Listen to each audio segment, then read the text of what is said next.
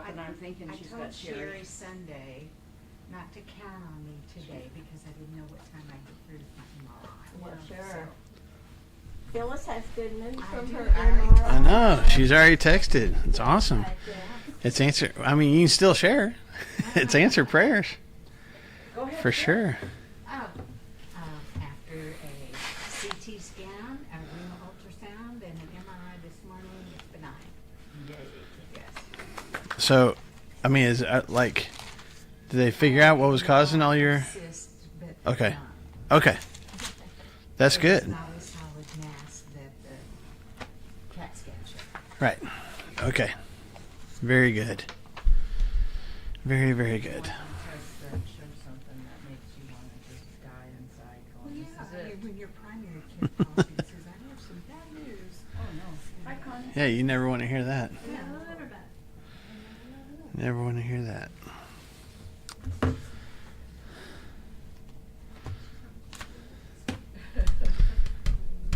All right, everybody good this morning? Everybody doing okay? Is it too warm in here? Is everybody good? Sometimes I freeze people out, so I don't want to freeze you Yeah, out. no, I'm Freezing down in auditorium. the MRI. Oh, I bet it was. Yeah, those Freezing. Yeah. tests. Sometimes they say, Ask for a blanket. Yeah. yeah, they'll ask, you want a blanket? Yes, Yes. please, a hot one. The first MRI I ever had, there was a lady from church that was the MRI tech. And so this is in the old St. Mary's Hospital. It's now the Center for Nonprofits. And I didn't have to go all the way in because it was just my knee. So it's basically probably from my chest down that was in the tube. But I was still, anyway. But they gave you headphones and like what radio station you want to listen to. So I told them. And I fell asleep. I was just like In out. the MRI? Yeah. Yeah. I was listening to the radio, laying there in, dark room and stuff. I just fell asleep. That happened to me, Uh-huh. and she got so mad at me. It was the end of the day. I taught all day long. Went to sleep, and my foot twitched. Oh, no. Foot.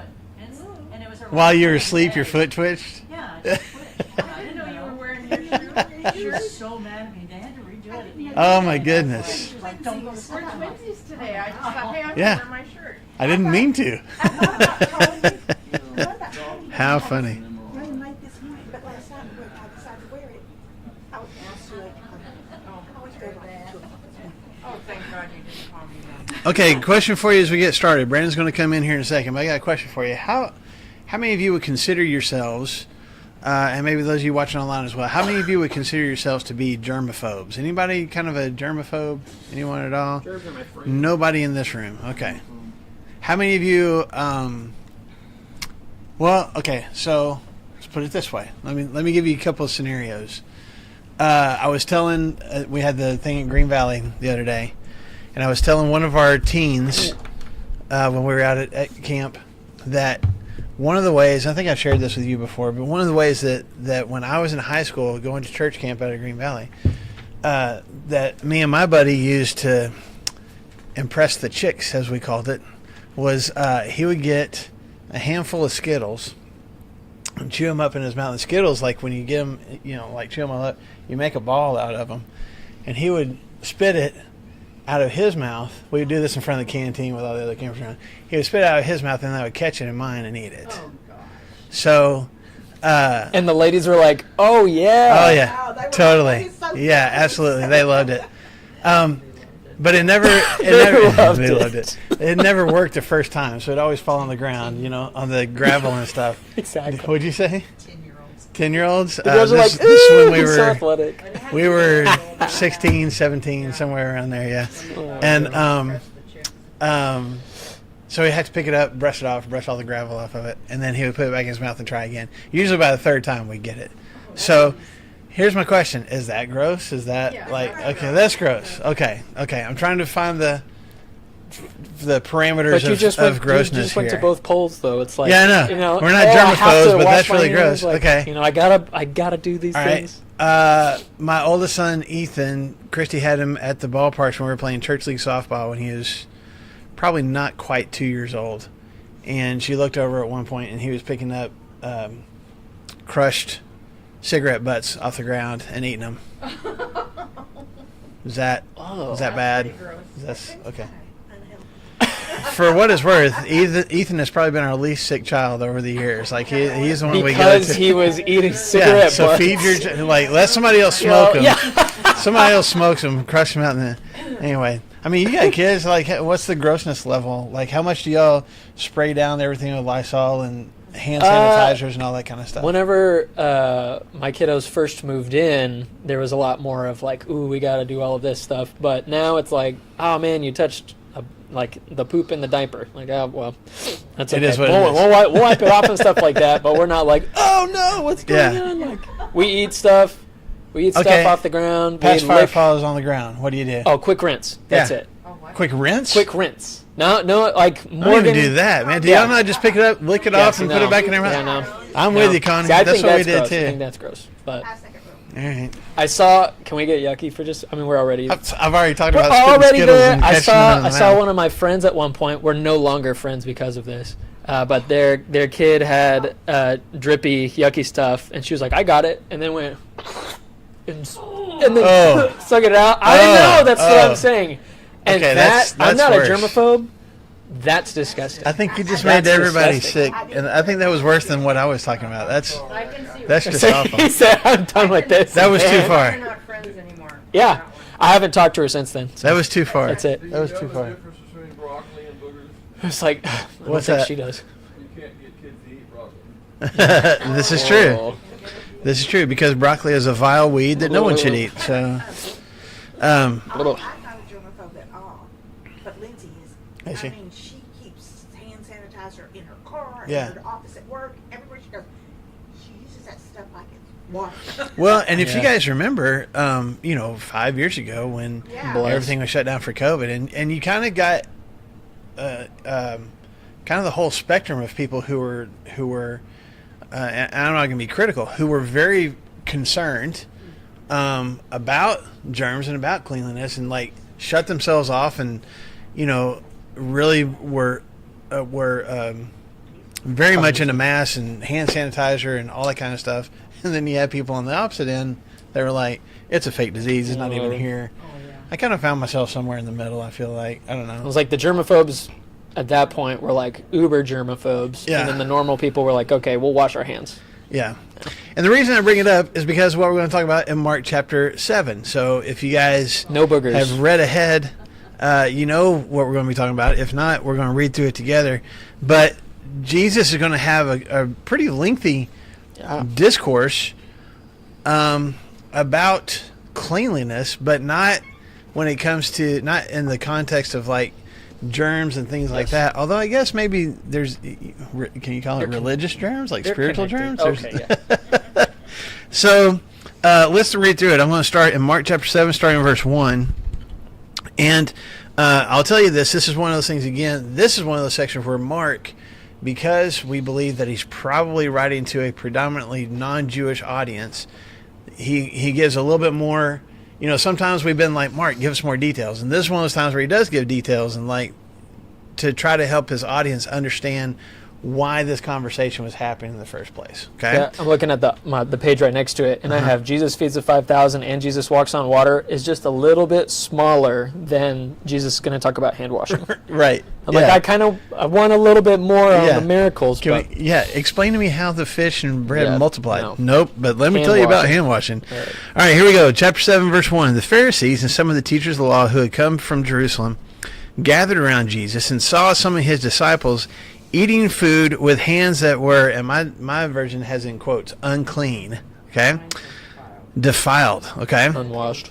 That is unwashed. All right, they didn't wash their hands. In verse 3, I've got actual parentheses in my translation. The Pharisees and all the Jews do not eat unless they give their hands a ceremonial washing, holding to the tradition of the elders. When they come from the marketplace, they do not eat unless they wash, and they observe many other traditions, such as the washing of cups, pitchers, and kettles. So Mark gives you here's the it's not just random. It's not just that these Pharisees are going, they didn't wash their hands. There's a whole ritual that's supposed to take place, and it's an expectation on their part. Okay, verse 5. So the Pharisees and the teachers of the law asked Jesus, "Why don't your disciples live according to the tradition of the elders instead of eating their food with unclean hands?" He replied, Isaiah was right when he prophesied about you hypocrites, as it is written, these people honor me with their lips, but their hearts are far from me. They worship me in vain. Their teachings are but rules taught by men. You have let go of the commands of God and are holding on to the traditions of men. I'm going to stop right there. Jesus is not done, but we'll kind of stop right there for a second. Get a little bit more understanding of kind of what's going on here. Okay, so the Pharisees and the teachers of the law. So these are other rabbis, right? We've talked about these guys before. Jesus has already kind of crossed paths with them and not gotten along with them. Yep. But these are guys that would be kind of on the same level as Jesus. They are the people that they would have their disciples following them around as well. So it's some of these Pharisees and teachers of law with their entourage of disciples coming up to Jesus and his entourage of disciples, like a bully, and having this conversation. Now I feel it more like the Jets and the Sharks, and we're gonna West Side Story kind of thing here. So they're going to come up and confront Jesus specifically about what? Why his disciples weren't doing his Okay. followers. Okay, so why are they asking Jesus about his disciples? Because they're not following the tradition. Okay, but so let's go back to verse 2 again. Implied. They saw some of his disciples eating food with hands that were unclean, that is, unwashed. So they have noticed that Jesus, I guess, has been in a public place, and his disciples have come from this public place along with him, and at least some of them, so maybe some of them went through the process they were supposed to go through, but then some of them didn't. Some of them have not washed their hands the way that these rabbis thought that they should. But who do they ask? So when these Pharisees come up to Jesus and they say, Jesus, why are your disciples not washing their hands? Why are they bringing up his disciples? Because he's the rabbi. He's the rabbi. Go ahead, Lori. Well, and disciples are supposed to emulate the rabbi, Right. them, and so they're asking him because they're assuming Jesus taught them that. Yeah, the disciples mimic everything that their rabbi does. Okay? So when these guys come up to Jesus and ask, why aren't your disciples washing their hands, what are they really asking? Why aren't you teaching them the right way? Okay, if they're not doing it, if they're not washing their hands when they come from the marketplace, what does that mean about Jesus? He's not teaching He's them. following Either he's not teaching it, or he's not. he's doing it not himself. washing his hands, because disciples Whoa. mimic their rabbi. So it's kind of a roundabout way of them accusing him. You are not following the traditions of the elders because your disciples are not following the traditions of the elders. They're going to mimic whatever their rabbi does. And so if they're not doing it, then you must not be doing it yourself. And we may not think that washing hands is a big deal, and we can obviously look through the next couple of paragraphs and be like, oh, it was a big deal. I think that verse 1 kind of implies a little bit that you're talking about West Side Story. This is like an attack. This Yes. is a little bit of like, hey, let's go. We've observed this stuff. Let's all get this class together and go and talk to this other teacher that is not doing the right stuff. And we're not going to address him like to his face. You're not washing your hands. No, we've noticed that your disciples, they're not doing it. And then, it's like, here's the implied stuff. So they're trying to do like some underhand stuff. They're getting everybody together, and it's kind of a big deal. Well, and more than likely, there's a lot of people around. This isn't just, Yes. This is probably not them coming and finding him in a house. This is out in public where there are, Which is a part of their plan, too. We're not going to take them aside and be like, hey, is there a reason you're not following the traditions or something like that? This is, we're going to publicly deface Jesus and his disciples. yeah. So, yes. Is this just about being dirty, or is this about the spiritual It's the Good question. rules of process? the, Yes. it's the tradition. Yes. It's a good question. So, the question being, are we just talking about hygiene, or are we talking about something like, with spiritual ramifications to it? And the answer probably is a little bit of both. More so the theological and spiritual ramifications, but definitely there was. I mean, if you go back to the Old Testament, a lot of things that God had His people do was about hygiene, as much, and like eating food that's not going to kill you. Than it was, especially back in ancient times, than it was, or as much about that as it was the spiritual part of it. But this, so I'm going to answer that a little bit further. So this the unclean hands, usually in the New Testament, there's a Greek word called koinos, which means things are in common. And matter of fact, it's the root of koinonia, where we get the word fellowship and communion. But it's also just common. Things are in common. Everybody, kind of a common place. And so that's the word that's used here. That they've got these unclean hands. They've put their hands in and touched other things, especially in the marketplace, that other people have touched. We have all had that in common.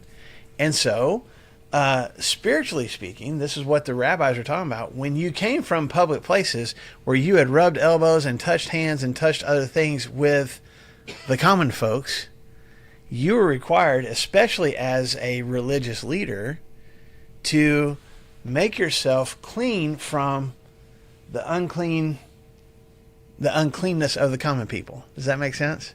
I'm not saying that's right. I'm just telling you that's the mindset. Yeah, and there was a really intense process on how they did this too. You know, we're not getting like the Green Valley, just like little spritz and then let go and stuff. According to the Mishnah, I don't know if you've no, I got it right. Go ahead. Okay, so this isn't like just put your hands under some water and stuff. I've got right here that so before meals they would pour a little water over their hands, elevating them slightly so that the water would run down to their wrists, and then they would rub their hands together. And then next they would lower their hands and rinse them, allowing the water to run off their fingertips. And that was just to eat meals. But if they were, just like you said, returning from a place where they could be defiled, like a marketplace, they would go to greater extremes. And some commentators even think that they would go and take a bath. Yeah. When it came to washing dishes, they got really carried away because in the Mishnah, there was 35 pages dedicated to washing vessels. Like the dishes and stuff. Dishwashing stuff. So this is like 35 pages of rules yeah. about washing your dishes. So they would walk into our American bathrooms and be like, employees must wash hands before returning to work. And you know how it says, like, use soap, like scrub between the nails and stuff. Yeah. They'd be like, oh, that's ridiculous. Watch this. And then Yeah. spend an hour and a half. As Yeah. they were trying to do that. And even just the hand washing when they've come back from public places, it was you're washing fingertips to elbows, okay, using the process that you talked about. But even once you got one hand cleaned, you gotta wash the other hand. Well, they would use their fist to wash the other hand because they didn't want their fingers to touch what they had. This hand's clean now. Well, I can't. If I attach my clean hand to my unclean hand to wash it off, now what has happened to this hand? Unclean. Now it's unclean. So we got to make sure that my fingers don't. It was a whole process, and it was with the definitely cumbersome, but I think with the intention Yep. of trying to be, as God said way back in the Old Testament, be holy, be separate, be sacred compared to the rest of people around you, as I am holy. And so, especially these religious leaders say, well, I've been around the unholiness. Let me get that off of me because I'm about to eat this meal or do, whatever. I'm preparing myself to be holy once again. And this goes all the way back. We're like, hand washing, why is it? This goes all the way back to the Exodus, whenever God is giving his people the law and giving people these things about cleanliness and stuff. And so specifically, back in, Exodus chapter 30 and chapter 40, he walked priests through how to wash their hands properly before handling offerings and before going in front of the holy place and doing priestly things. So according to some of the sources that I was looking at, I was like, well, these people aren't priests, and it says that all the people are doing these things. Like verse 3, for the Pharisees and all the Jews do not eat unless they wash their hands properly. So we've moved from, this is something that Marshall does before he goes and handles communion and all of that stuff, and it's just that to apparently about 100 to 200 years right before Jesus, it was like, okay, if I want to just be really pious, really spiritual, then I'll do some ceremonial hand washings as well. And at Jesus' time, they're washing themselves all the time. If I just brush against Marshall, I'm going to go and wash my hands, or like I'm doing this all the time. And so what I believe, just like you said, started off as something that's supposed to be about protecting yourself from God's holiness by washing your hands and making sure that you are physically clean and spiritually clean and stuff too, to something that's like, if you didn't wash your hands, this is a big problem, enough to where we're West Side Story getting together and we're going to go address you because you're not following our traditions. And no, that's exactly what they said. Yeah. Let's see, holding to the tradition of the elders. Mm-hmm. So they say explicitly that this is, you guys aren't holding to our traditions, which is kind of a big deal. Yeah. So I want to expound on that just a little bit more. I mean, what elders are we talking about? What traditions are we talking about here? When they're accusing Jesus and his disciples, like you are not holding to the tradition of the elders. What are we referring to there? Who are the elders that we're talking about? Who do you think?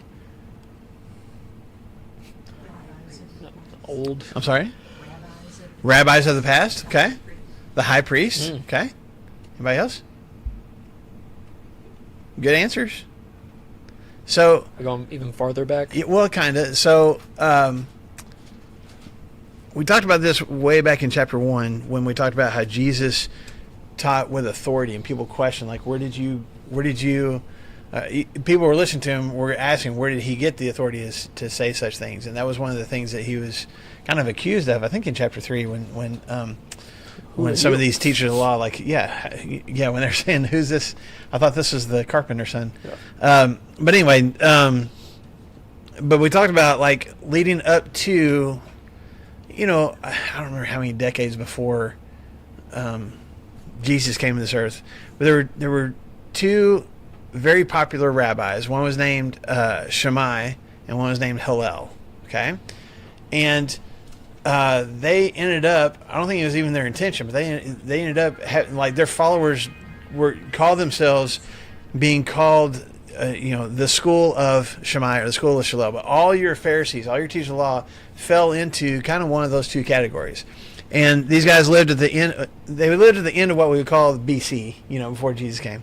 And they were some of the ones that helped write all these laws that, like Brandon was just talking about, these codes and rules outside of what we have in the Old Testament. And Shammai was stricter than Hillel. Hillel was a lot more flexible and not lackadaisical, but just allowed a lot more open interpretation, I think. For example, you take the scripture in Deuteronomy that says, Jesus will be asked about it later, but the scripture about divorce, when Moses gave in Deuteronomy 24 the permission for a husband to divorce his wife. And really all it says in Deuteronomy 24 is if he finds something unpleasing about her, which the context kind of bears out if you continue reading. It seems like he's just talking about she's either been unfaithful to him or she's had sex before him or whatever. If there's some kind of reason for her sexual purity that he finds unpleasing, then he has a right to divorce her, but he's got to give her a certificate of divorce. Okay, so Shammai was like letter of the law, like that's it, just some kind of affair or something like that. That's the only reason. Hillel was like, hey man, anything. The law says if you find something unpleasing about her. So Hillel he took it to the other extreme and was like, hey, she burned my eggs in the morning. That's legitimate. I have found that unpleasing about her, and I can put her away. Which is why Jesus is asked later, and we'll come across it, but he's asked later by these Pharisees and teachers of the law, what do you think? Can a man divorce his wife for any and every reason? Which camp are you in? Which one do you belong to? Okay, so you had those two camps. First of all, you had Hillel and Shammai, and they only had really three areas of disagreement, marriage being one of them. By the time Jesus is around, their followers, the kind of the generations after them, disagreed on at least 300 different things. So there's a lot of controversy and a lot of argument between all these Pharisees and teachers of the law in the first place. Now, you combine that thought with this tradition of the elders. The elders probably refers to the Sanhedrin. Do y'all remember us talking about the Sanhedrin before? Which is a group of 70 men, and they were kind of the ruling body at least of religious affairs, but you can't, in Jewish culture back in Jesus' day, you can't completely separate church and state. Like they have the ultimate authority on religious questions, but those religious questions also bled into social questions as well. Does that make sense? And the Sanhedrin, they're made up of rabbis, of priests, the high priest. You got Pharisees, you got Sadducees, all these different terms. I'm not going to delve into too much today because we'll come across them again a little bit later. But they were, when you got to be a member of the Sanhedrin, that was kind of like your ultimate goal. Your cabinet. As a Jewish disciple, become a rabbi, hopefully become one of the members of the Sanhedrin, where you kind of get to debate and talk about, but I guess kind of like Congress in a way, and get to kind of lay out the rules and laws for everybody else. So that's who Hillel, Shammai. Hillel, and then Shammai, Shammai, Shammai and Hillel. Which camp are you in, Connie?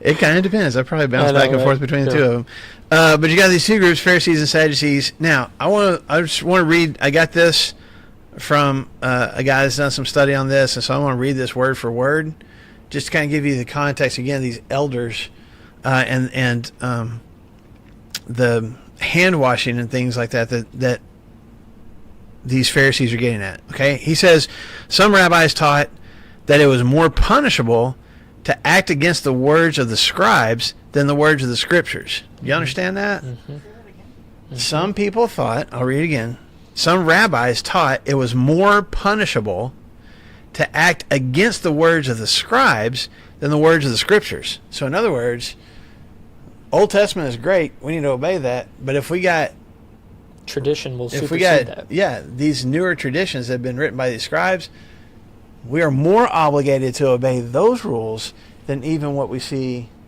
in Scripture. Which Jesus attacks in verse 13, which we're going to see. He says, hey, this is going to make void the word of God by your tradition. So if it comes between the word of God and what we've always done, it's going to be what we've always done. Yeah. Some rabbis had a saying, he that says something he did not hear from his rabbi causes God's glory to depart from Israel. That's putting a lot of weight on the rabbi, on right? A person. They also said, he that contradicts his rabbis is he that will contradict the presence of God. He that would speak against his rabbi is he that would speak against God. So it's like Pope worthy. Yeah, that's like what that's for sure. And if I'm disagreeing with these, what do you say, 35 rules or 35 pages in about the Mishnah that washing the dishes, then I am, in essence, disagreeing with God, according to the rabbis of Jesus' day. Okay. That kind of makes me think that, like a lot of things, this was just a power play. Because for sure. The rabbis and the priests and all those people probably had underlings that took care of bringing. These people had to go to a well every day and draw water, and then you go wash your hands 25 times a day. Yeah. There goes the whole pail or the whole vase of water. Yeah. Well, and when they were in private, who knew if they followed any of those rules? Right. God knew, and you right. And let's give them the benefit of the doubt too, where they're like, yeah, this is what it takes. It's almost appealing to us because instead of relationship and instead of what's underneath the law of like what God's really asking us to do about being clean in front of Him and stuff, it's like, okay, God will accept me if I just wash my hands right. If I just wash my hands right, me and God are going to be good. Mm-hmm. And the stuff that Jesus is going to like point out and be like, this is disgusting stuff in your life, but I wash my hands. Like I'm good. Like I'm okay. Yeah. And I think that there's a part of us too that wants to do that. If I can just play the part of Christian and come into the church and pray, at least look like I'm the checkbox. At least I'm going to join a connection group too, which is going to be great. So I'm going to do that, and I'm going to be good.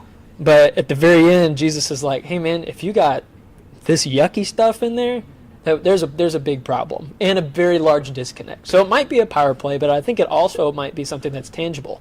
I can make God happy by washing my hands. Yes. And it makes more sense. Yeah, and it makes more sense. And if you're not washing your hands, then I'm better than you are. Yeah. Yeah. And that's a fact. Yeah.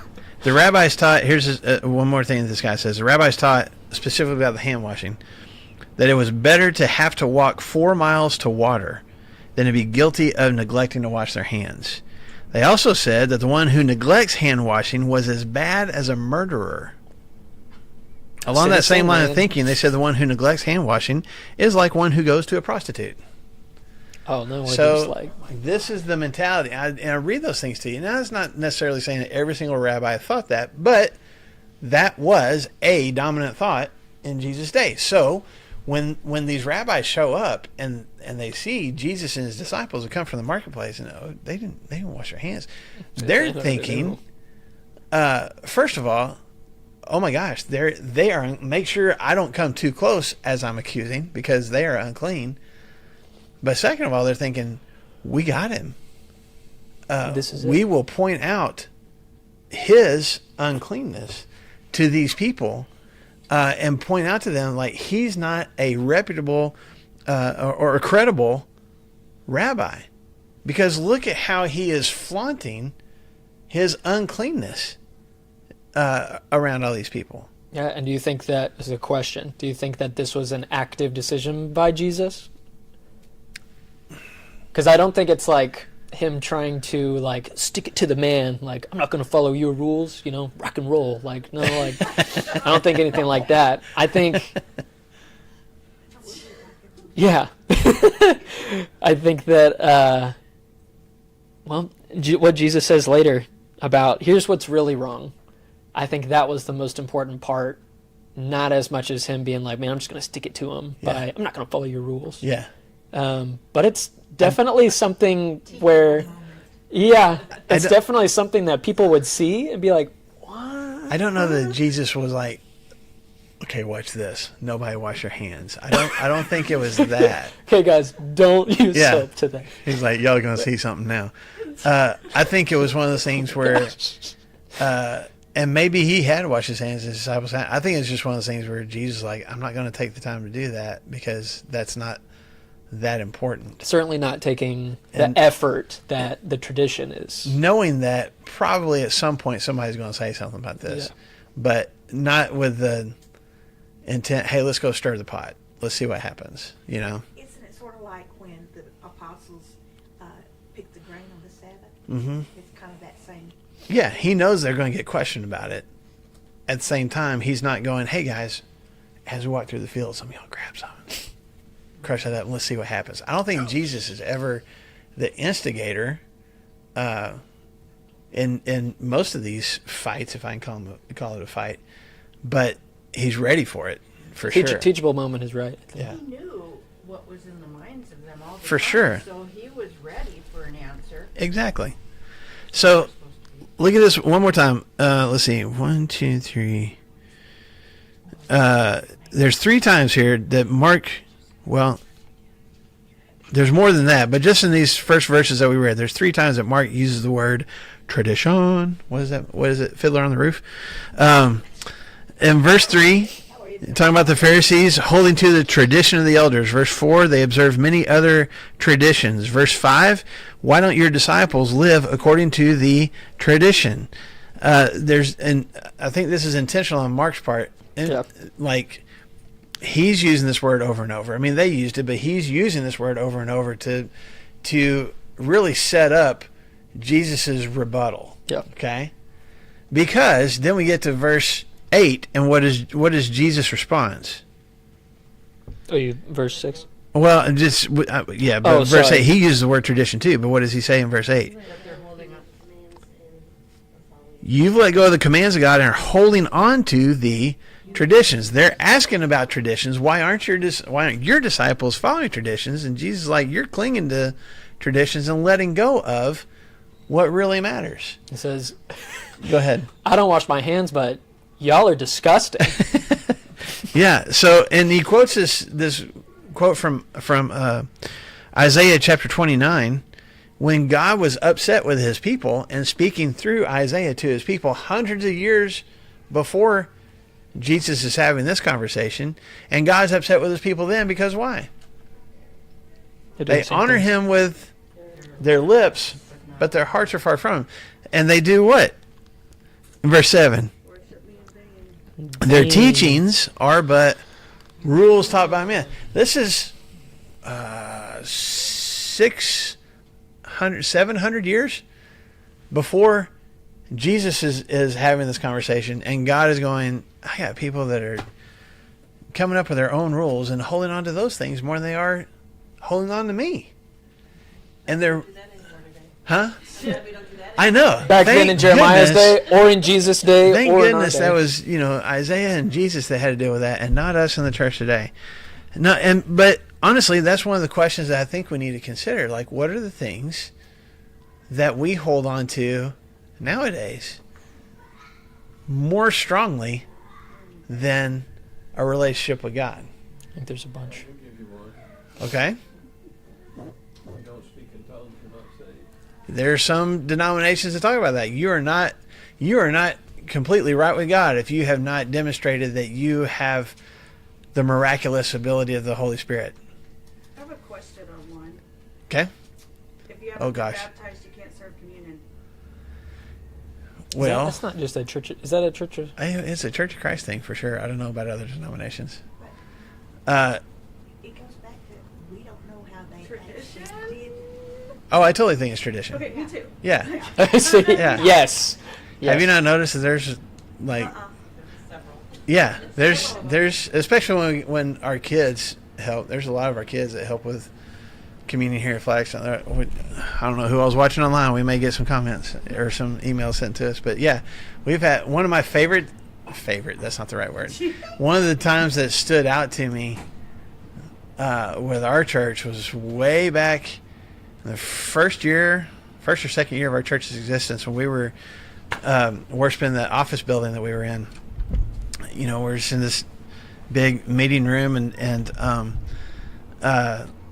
we had our communion stuff set up at the back, and we would have volunteers to help, but inevitably, like it happens still now, somebody didn't show up on a particular Sunday, and we needed to grab somebody else.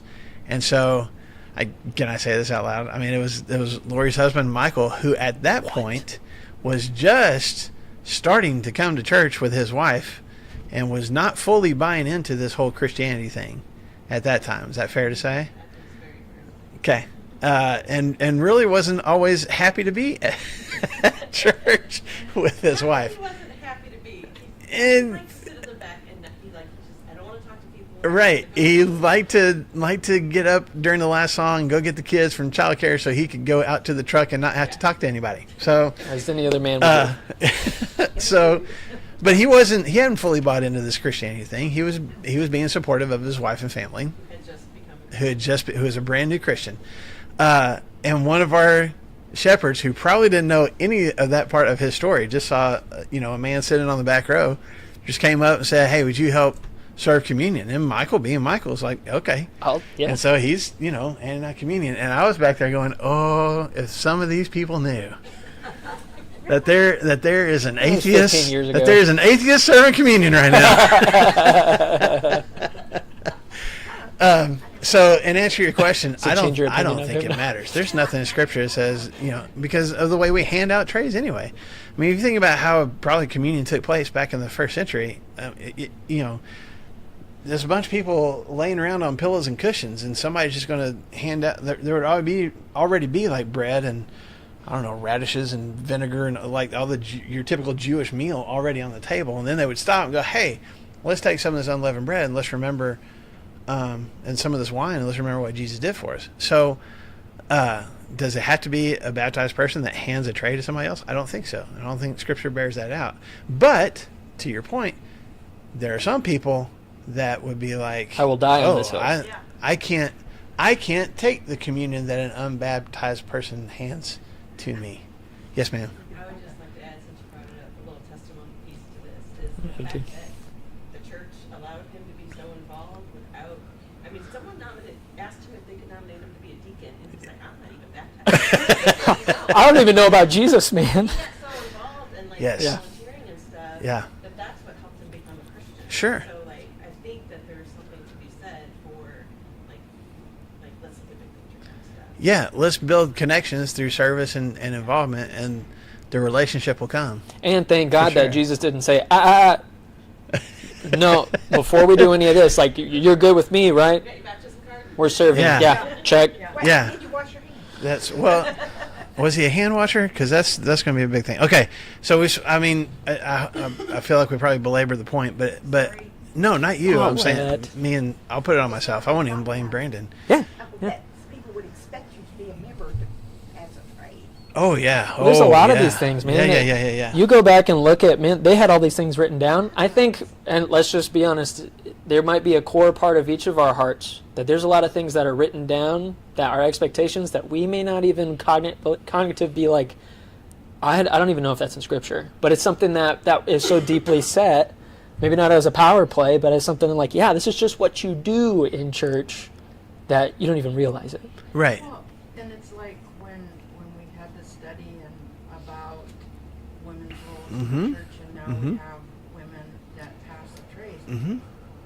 I don't want to be the one that passes the tray, but I don't have any objection to anybody else doing it. Right.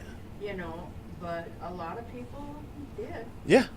But I think because of tradition, I think there's a lot of traditions that we ourselves hold on to. You guys have had different church experiences. I mean, back when I was You're just about to doing say it. You're youth about to say it ministry. back in my day. Back in my day. No, back when I was doing youth ministry, there would be, I would just love for any teenagers to show up. If a teenager shows up for whatever reason, if they're just coming to hang out with their friends, and we're going to spend some time, at least a few minutes, showing them Jesus, awesome. So they would show up with their Hooters t-shirts and their ball caps on and stuff. I'm like, I'm glad to see you. We go to area-wide teen worship service and walk in the church building, and we got people at this other church standing at the door going, take your hat off. In a not very kind way, and I'm like, that's what we're focused on. We got 100-something teenagers that are wanting to come together and worship together, but you're going to be mad that one of them's got a hat on? Why? Because it's tradition, and we're going to hold on to that. That's and I'm deeply sad. not trying to be overly critical. There's things that I probably hold on to that I probably shouldn't. If I sat down and came up with a list, I know there's things that are more traditional, if I can use that word, for me, and that I hold on to, or at least I'm more comfortable with, than is probably what Scripture commands. So, keeping that in mind, let's read some more. We got some time. Let's read some more about Jesus' response to this. Okay. Can I say just Please do. I'm sorry, I've verse done a lot of 6 talking No, today. you're good. I want it. His first words to him are, mine is kind of broken up. The ESV, it's like, why are we talking like Yoda? It says, well did Isaiah prophesy of you hypocrites. That is his word. Okay. The Greek word for well, like, hey, Isaiah was speaking well, is the word beautiful, which is like, this is like, what kind of punch is Jesus going to pull right here? And he says, man, Isaiah just spoke beautifully of the way that you are acting About right you people. now. And I'm like, oh, Jesus, tone Yeah. it down, buddy. Yeah. And then he's not pulling any of his punches here. He No. says, this people honors me with their lips, but their heart is far from me. In vain do they worship me, because they teach teaching doctrines that the commandments of men. He looks at them right in the eyes and says, y'all are hypocrites. God has been preaching against you for 700 years.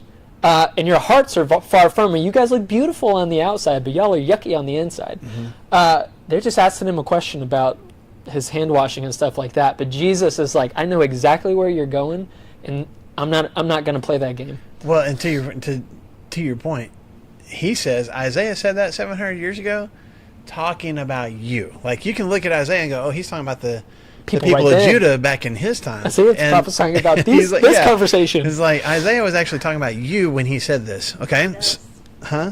And us. Well, Whoops. no, he just says them, not us. Not us. So. Verse 9, he said to them, you have a fine way of setting aside the commands of God in order to observe your own traditions. Jeez. For Moses said, honor your father and mother, and anyone who curses his father and mother must be put to death. But you say that if a man says to his father and mother, whatever help you might otherwise have received from me is Corban, that is, a gift devoted to God, then you no longer let him do anything for his father or mother. And thus you nullify the word of God by your, what? Tradition. Tradition that you have handed down. And you do many things like that. Jesus is like, this is one No, example, that's one. but there's a bunch. Shall I keep going? Okay, so then, I mean, just real quick, he gives him this one example, and you can look up, I mean, it probably got footnotes to it, but you can look up in the Old Testament. I mean, this is one of the big 10. Yep. One of the 10 commandments is to what? Honor your father and mother. And then there's, some more laws attached to that where Yep. it's not just about obeying them when you're a kid, but when you're an adult and your parents need, they've respect, taken care help. of you, but now you need to take care of them. That is an obligation. That is an expectation from God. You take care of your parents. You honor them by taking care of them. That was not a question. Yes. Yeah. But you say, Yeah. But then they say, okay, well, here's a loophole. which that's great. Let's search really hard to find a loophole That's right. to not take care of mom and dad. That's right. Which was, okay, whatever, I will just kind of estimate, here's how much money it would take to take care of mom and dad. And so I'm going to earmark that for giving to the temple and I want to give that back to God.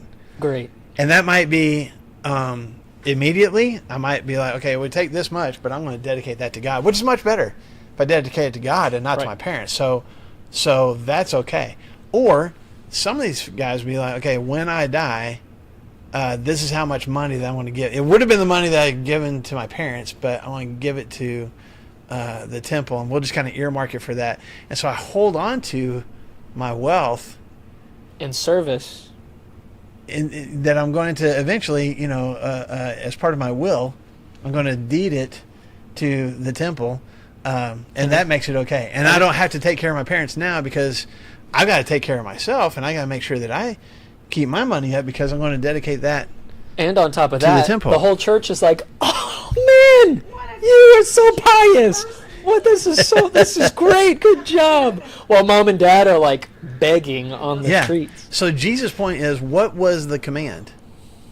Honor your father. Honor your father and mother, and Very explicit. Don't curse them. Don't hurt them. Don't intentionally provide, angst and trouble in their lives. That's the law. That's the command. But you have pushed the command aside and are holding on to what?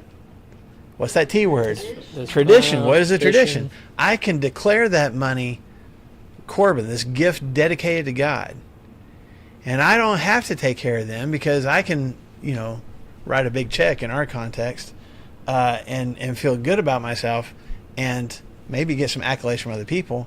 And then I can keep making my money for myself, but, I don't have to worry about them. And the Pharisees and the priests are like, awesome, great job. Because you're dedicating that to God. And that became the tradition. So Jesus is like, this is not the only time. This hand washing thing is not the only time this has happened. Look at what else you guys do. And then he follows that up with one more sentence that says what? Y'all do a lot of stuff like that. That's just one thing. Y'all do a lot of stuff like that. Now, Jesus was rock and roll, man.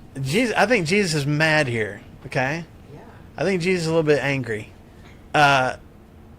Because what's the next thing that he does in what's the first part of verse 14? And Jesus called. But again, he does what? Called the crowd. Call the crowd to him. Oh, dude. So, That's a little petty, so right? if this even was somewhat of a private conversation, Not anymore. Jesus is like, everybody come here for a second. Everybody listen up. Let me just put the spotlight on these Pharisees, on these rabbis, these teachers of the law, these experts that you go to find out what God wants from us. Let me tell you about them. Okay? Do you think that would have upset these Pharisees and teachers of the law a little bit? How many of us like to have our faults pointed out Oh, yeah. to us in a private conversation? Nope. Is anybody like that? Even if it's necessary, do we enjoy that? Not usually. How about in public? How about in front of the group? How about in front of the whole crowd? Guys, this would be like coming to church on Sunday morning. And, Brandon's up on stage and Brandon gets done with his communion thoughts. And before I get up to speak, I'm like, hey, Brandon, come up here for a second. Let me tell you guys about where Brandon has been screwing up in his life. Okay? like, I don't think that Jesus is wanting to point out all their flaws, but I think Jesus is kind of using their strategy against them. Yeah. You guys have come to a public place and accused me of being an unspiritual person. Okay, then let's lay it all out on the table. Let's play that game. Yeah. If you want the crowd to see me as unspiritual, I'm going to show them, I'm going to expose your unspiritualness, if I can make that a word. There also, just so we're note, the Pharisees we don't hear from the Pharisees again. That's right. Jesus does There's no this. rebuttal. This is a public, I don't know about shaming, but definitely a public rebuke. And we have any words from them. They lob out the first grenade about hand washing, and Jesus is like, well, let's bring out the heavy artillery. And they're like, okay, well, I thought that this was going to be a open and close case. Yeah, but it's also a teaching moment because he calls the crowd together and he says, listen to me, everyone, and understand this. Like, really listen. Verse 15, nothing outside a man can make him unclean by going into him. Rather, it is what comes out of a man that makes him unclean. That's crazy. As I was just like working through all of this earlier, just like that sentence by itself is crazy from Jesus. Because why? No, it's just like that's like the whole thing, man. Like the kosher laws and what I should be eating and not eating, the cleanliness around all of that. I can't touch dead bodies, like all of these things. Like I can eat these things, but I got to stay away from pork and insects and vultures and all, like octopus, like all these other things. I got to stay away from those things. Right. And then Jesus just makes this proclamation. He says and that's what he ends up saying in, 19? He's declaring all foods clean. But it's just like there's nothing outside a person that's going to go into him and defile him. But it's the things that come out of him. So, and he's kind of telling the crowd here, were there laws about clean and unclean animals? Were there laws about clean and unclean? I mean, forget the traditions of the elders. Go back to the Old Testament. Were there laws about cleanliness and hygiene and things like that? Absolutely. Okay. But what was the purpose of those things? It's to demonstrate there are things in this world that will make you unclean. But the spiritual truth is, and this is what God was getting at even through Isaiah, you can go through all the motions on the outside, but the whole point of showing you and demonstrating for you the uncleanliness of things outside is to show you what can happen from the inside, where your heart is.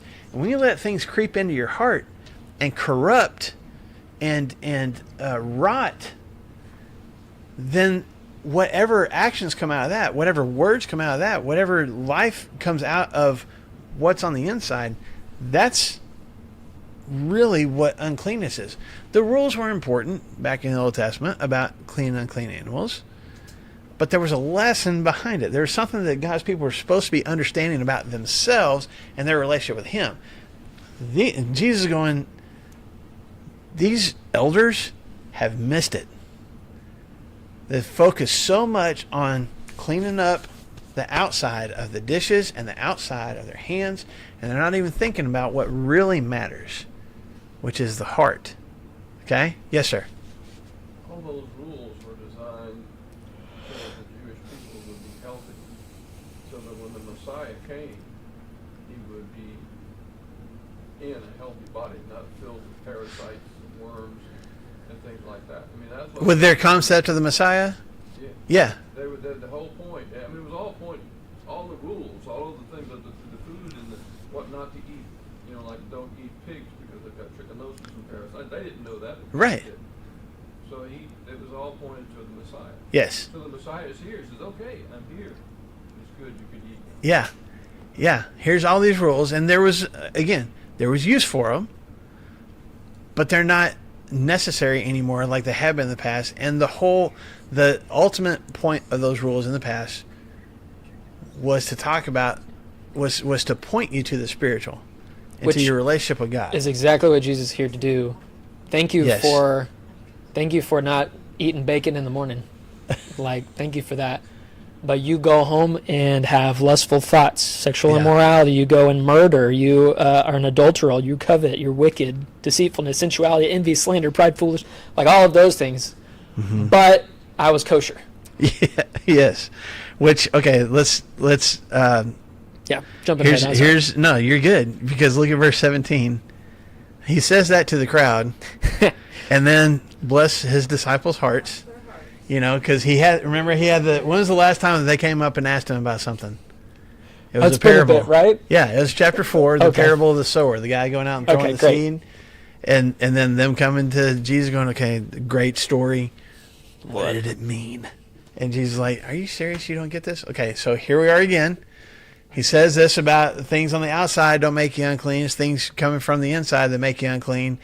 And I can see his disciples kind of like looking at each other and being like, yes, yes, Jesus, that's exactly correct. You Once- guys. Once the crowd is gone, what do the disciples say? Okay, what did this mean? What did that mean? The- We don't get it. Does yours say parable? Uh-huh. Okay, so was Jesus even? This is my thing. Jesus wasn't telling a parable.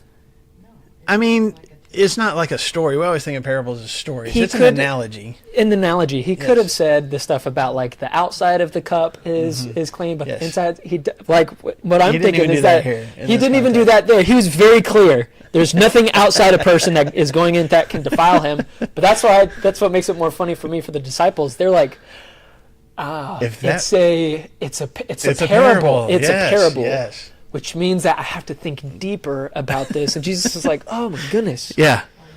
And are you so dull? Are you so dull? These Which teenagers is are like, I don't the know. Greek word is like a knife or an axe that is no longer sharp. Like you are just, Bless. you keep hitting an axe against a tree that is dull. What's The disciples were some of the most literal people. Yeah. for sure? So literal. Like, Yeah. have a little creativity. Jesus Yeah. has the just- imagery and or all just of that. sit in it and think about it for a little bit. But, Yeah. But that's how they had been raised. You take the word of the rabbis and the priests, not as law. Yeah. Right. Okay, let's go on quick before we run out of time. Don't you see that nothing that enters a man from outside can make him unclean? For it doesn't go into his heart, but into his stomach and then out of his body. And in saying this, Jesus declared all foods clean. So Mark is like, okay, here we are, how many decades later after Jesus? Just by the way, all foods are clean. All right, let's, thank you, Mark. Appreciate it. Okay, verse 20. This is what you've been getting at. And I want us to make sure to get this before we run out of time today. He went on, what comes out of a man is what makes him unclean. For from within, out of men's hearts, come evil thoughts, sexual immorality, theft, murder, adultery, greed, malice, deceit, lewdness, envy, slander, arrogance, and folly. All these evils come from inside, and that's what makes a man unclean. So Jesus is like, to your point, we're focused on all these outside things. And I don't think he's even saying this is a bad. bad thing to wash your hands or wash your dishes. Fine. Wash your hands and wash your dishes, actually. Great. Do those things. Or like you said, don't eat bacon in the morning if you don't want to because you think that's unclean. Fine. But where's your heart? And as he is looking even at these Pharisees and their disciples and the people who are going to them for answers, these guys are going, yeah, you gotta do your dishes right, you gotta wash your hands right, and you gotta say the exact right words when you pray, and you have to do that at certain times a day, and you have to have your hair cut a certain length, and you can't talk to these people in the marketplace. But there's all these rules, just pages and pages and pages of rules. But they're going and having affairs, and they're lying to each other, and they're full of greed, and they're lusting after what somebody else has and wishing they had it themselves. And God is going, that's what matters to me. I couldn't care less about your dishes compared to your heart. And like Lori said a minute ago, so glad that was a problem back then, and we don't deal with that nowadays. Well, I think for me, I hate it, but I definitely feel like it's true. It's a lot more tangible for me to walk through the motions and Yes. to act. I'm a really good acting Christian. Well, checklists make it easier. Yeah, and I think each of us in here, knowing each of us, we can probably play that part very, very, very well. Mm-hmm. To the detriment of, like, sometimes we act so well that we convince ourselves, like these guys, that we we have achieved it.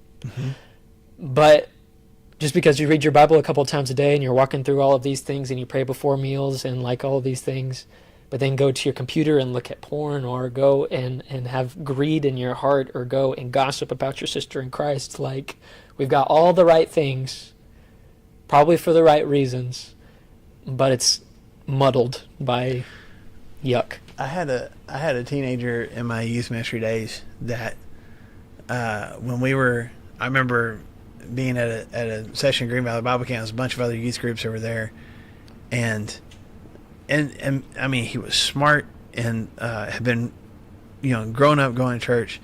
And whenever he was asked to volunteer to pray, it was beautiful. I mean, there was another youth minister who was like, "Hey, man, the angels stopped to listen to him pray." Like just the things they said, the phrases they used, it was a very moving prayer, and it wasn't wrong. Like the things he was saying, but there were actions that he was involved in outside of camp that were anything but godly, and we had to work through some of that in his teenage years.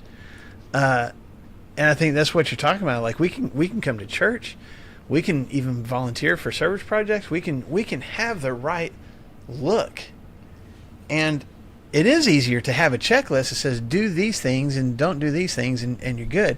But hey, don't be greedy. Well, I did my Bible study today. How greedy is greedy? Like, am I okay with wanting to make money? What if I can have a job that pays more? Is that greedy? Like, it becomes more, I don't know, just kind of nebulous and broad. Like, how do we decide? It is easier to have a checklist.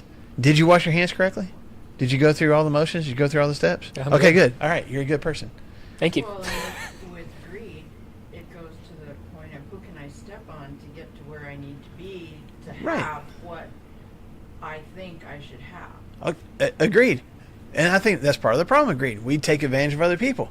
But at what point does that desire start to be greed?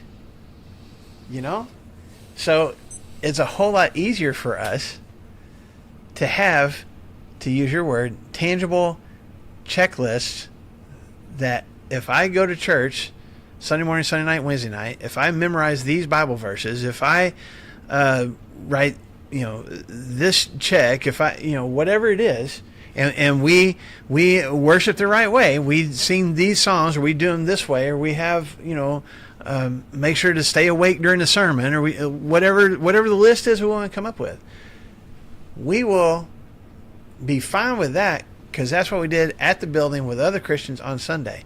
And the rest of the week, we're yelling at our spouses, we're abusing our kids, we're gossiping about people in the workplace, we're judging people who don't look or sound like us.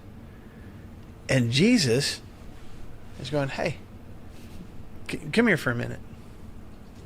Let's really understand this. What's inside you right now is making you really unclean. We need to clean this heart out. We need to get down to the core of who you are and who you and I are together. Let's fix that." And we won't dismiss the other stuff. It's important to worship and give and all those kind of things, but let's start with this first. So I think that's the lesson for us today too. Last thing that I'm thinking about with this is like maybe I've put on the act for so long that I don't even know. Yeah. That I don't even know that. Yeah. That I don't. Yeah. I've Yeah. convinced myself because I'm such a good actor with those things. Yeah. And so you think, okay, so how can that be made clear of like what's an act and what's not? There's this verse at the very end of Psalm 139, and God has just personally for me, he's been like showing it to me over and over and over and over and over the past like month or two. But it's David, and he says, "Hey, search me, O God, and see if there's any offense in me. Like search me and know me, and point it out to me, and point it out to me." And then he says, "Lead me in the way everlasting. Lead me in the way everlasting."